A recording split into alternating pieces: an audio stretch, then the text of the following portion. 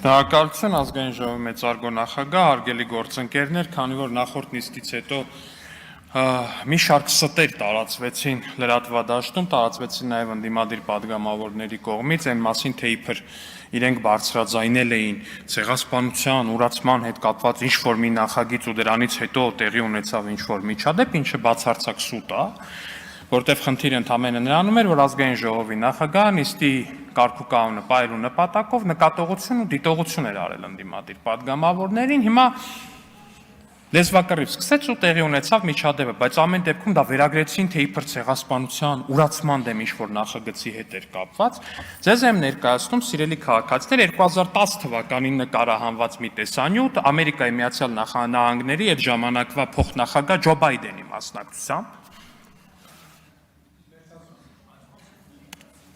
I have a question.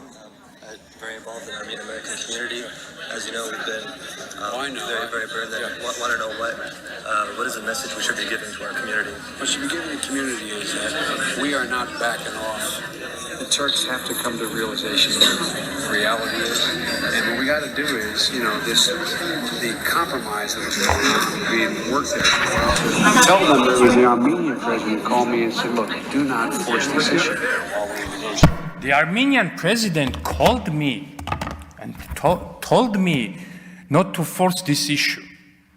Հայաստանի Հանրապետության նախագահն է զանգել ինձ եւ խնդրել, որպեսզի չթեժացնեմ այս հարցը։ Խոսքը վերաբերվում է ցեղասպանության ճանաչմանը։ 2010 թվական, 10 թե 12, լավ չեմ հիշում, մի խոսքով նախագահը նույնն է Հայաստանի Հանրապետության։ Նախագահ Սերժ Սարգսյանն է։ Այդ ցեղասպանություն ուրանալուց եք խոսում, հարգելի դաշնակցական գործընկերներ, հարգելի հանրապետական գործընկերներ, հարգելի հանրապետական ու դաշնակցական գործընկերներ, եթե ցեղասպանություն ուրացող եք ման գալի, ման եկեք ձեր քաղաքական առաջնորդ Սերժ Սարգսյանի դիմապատկերի մեջ կամ ձեր կուսակցական շարքերում որպես այդպեսին։ Շնորհակալություն։ Չմոռանաք հավանել տեսանյութը եւ բաժանորդագրվել Civic AM-ի YouTube-յան էջին։